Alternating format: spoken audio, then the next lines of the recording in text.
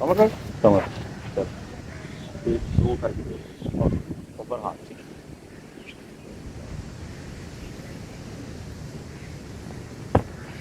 बेहतर।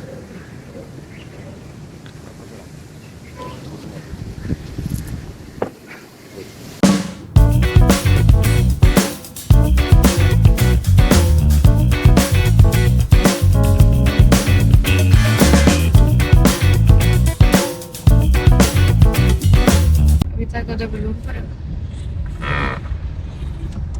ये पता नहीं आया कहाँ से, आई डोंट नो, ये किसी ने लटकाया है या खुद किस तरह वहां पर पहुंच सकता है। The string somehow got caught up in there, and then and then it deflated, and now it's out.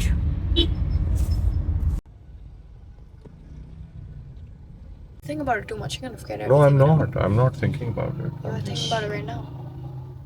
You'll get it. It'll come to you. You know. I love it. I love this.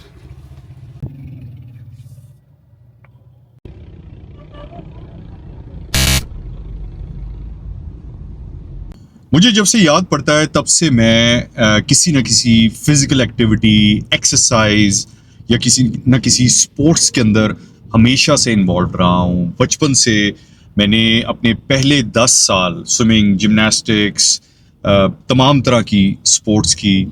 मेरे वालिद साहब एक athlete थे, तो हमारे घर में exercise का बहुत ज़्यादा रुझान था। जिम इक्विपमेंट हर वक्त घर में अवेलेबल होता था। बहुत एक्टिव और बहुत मज़ेदार चाइल्डहुड था हमारा। कॉलेज में आते ही जिस तरह सब लोगों को शौक होता है, हम लोगों को भी जिम स्टार्ट करने का शौक हुआ दोस्तों यारों के साथ। कोई आइडिया नहीं था कि खाना क्या है और करना क्या है, लेकिन बस क्योंकि जवान हुए थे तो एक्सरसाइज करने का बहुत शौक था। और ये सारी जवानी हमारे कॉलेज के टाइम, कॉलेज के बाद ये सिलसिला चलता रहा अप टिल जब तक मेरी शादी नहीं हुई।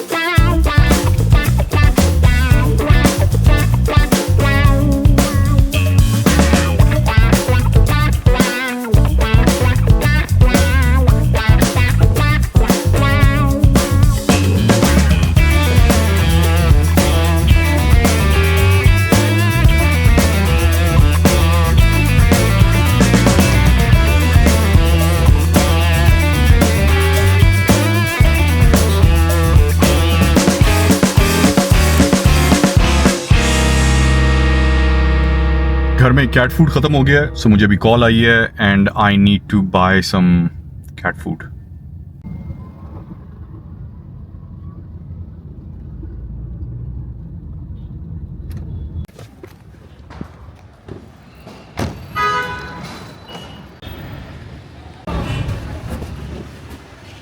अस्सलाम वालेकुम, कैट फूड चाहिए।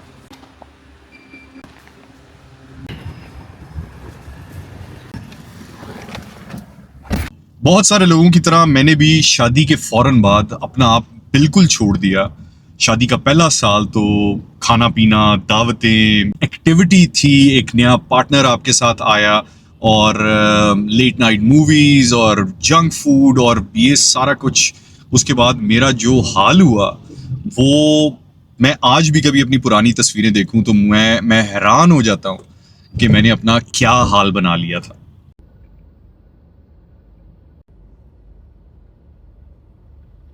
स्मैश के ऊपर आखिरी दिन है 50% ऑफ का। That means you buy one and get one free, और I am not gonna miss this chance. So buy one get one free.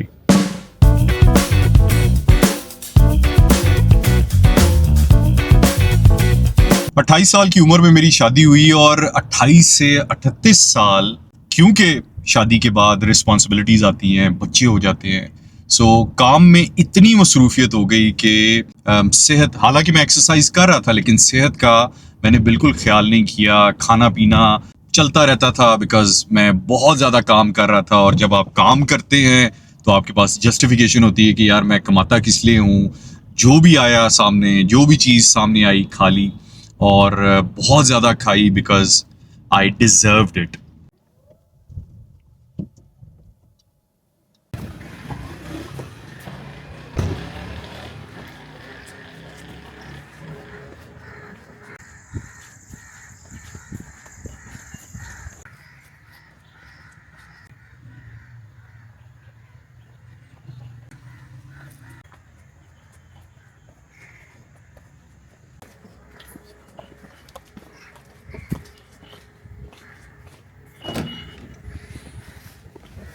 लेकिन जैसे जैसे मेरे बच्चे बड़े हो रहे थे, मैंने रियलाइज किया कि जो मेरी रूटीन है, अगर मैं उसी तरह कंटिन्यू करता रहा तो ये इफेक्ट मेरे बच्चों पे भी आएगा। बिकॉज जिस तरह हर जॉइंट फैमिली के अंदर जब आप अपने पेरेंट्स के साथ रहते हैं तो जो पेरेंट्स खा रहे हैं आप भी वही खाएंगे। अगर उनको मुरगन खानों का शौक है तो आपको भी मुरगन खानों का शौक होगा, बिकॉज टेबल पे वही आता है। और अगर उनको मीठा खाने का शौक है तो आप भी शौक से मीठा ही खाएंगे। सो उसी तरीके से अगर उनको हार्ट का प्रॉब्लम या डायबिटीज होगी तो ऑब्वियसली वो बच्चे वही खाते हैं और उनकी रूटीन भी वही है, तो उनके अंदर भी वही बीमारियां आएंगी। ये जेनेटिक्स नहीं है, ये हैबिट है। और मैं बड़ा कॉन्शियस था इस बारे में कि जो हैबिट्स मेरी हैं वो मेरे बच्चों के अंदर भी जाएंगी। सो मुझे एक बहुत बड़ा डिसीजन लेना पड़ा और I had to speak to my wife and we had to change the kitchen. मुझे अपना लाइफस्टाइल कंप्लीटली चेंज करना पड़ा। मुझे अपने खाने की आदत बदलनी पड़ी, मुझे अपनी एक्सरसाइज की आदत बदलनी पड़ी। और काफ़ी सालों पहले मैंने इंटरमिटेंट फास्टिंग स्टार्ट की और इंटरमिटेंट फास्टिंग ने मेरी ज़िंदगी बदल दी। मैंने कम खाना शुरू किया, बहुत सारी एक्सरसाइज की, और ये वो टाइम था जब मैं अपनी 40 के करीब पहुंचने वाला था। और एक कॉमन मिसकंसेप्शन ये है कि जैसे जैसे आपकी एज बढ़ती जाती है आपको एक्सरसाइज कम कर देनी चाहिए, एहतियात करनी चाहिए, आपको प्रोटीन की इनटेक कम कर देनी चाहिए बिकॉज प्रोटीन डाइजेस्ट नहीं होती, उससे यूरिक एसिड होता है। आई मीन ये सारी मिसकंसेप्शंस हैं, ये सारे मिथ हैं।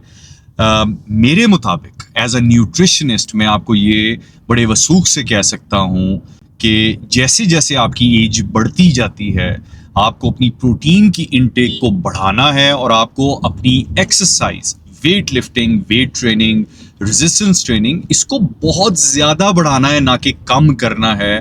बिकॉज मसल एक ऐसी चीज़ है जो आपको सारी ज़िंदगी चलता फिरता, उठता बैठता और भागता दौड़ता रखेगा। अगर आपका मसल ख़त्म होता जाएगा, जो कि जैसे आपकी एज बढ़ती है मसल आहिस्ता आहिस्ता ख़त्म हो जाता है बिकॉज आपकी डाइट में प्रोटीन नहीं है। सो अपनी डाइट में प्रोटीन का इजाफा करें ताकि आपका मसल सिक्योर रहे। और मसल को बढ़ाने के लिए आपको वेट ट्रेनिंग, रेजिस्टेंस ट्रेनिंग और बहुत सारी एक्सरसाइज करना लाजमी है। बिकॉज एक सर्टेन एज के बाद मसल ऑटोमेटिकली कम होना शुरू हो जाता है और उसको बरकरार रखने के लिए आपको प्रोटीन और वेट ट्रेनिंग करना लाजमी है।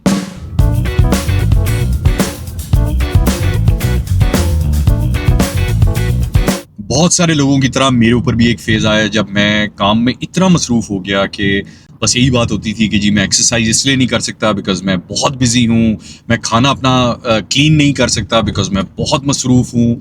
लेकिन आज आपको एक दोस्ताना मशवरा दूंगा कि काम काज यहीं पे रह जाएगा, आपकी ज़िंदगी में बेतहाशा मसले होंगे, लेकिन अगर आपको सेहत का मसला पड़ गया फिर आपके सारे और मसले ख़त्म हो जाएंगे और फिर आपकी ज़िंदगी में सिर्फ एक मसला रह जाएगा और वो है सेहत का मसला। अपनी सेहत को फॉर ग्रांटेड ना लें, खुद भी एक्सरसाइज करें और अपने बच्चों को भी एक्सरसाइज करवाएं। आप अपने बच्चों के रोल मॉडल्स हैं, जो आप करेंगे आपके बच्चे वही करेंगे। सो इसलिए ये सिर्फ अपने लिए नहीं, अपने बच्चों और अपनी फैमिली के लिए भी ये करना शुरू करें।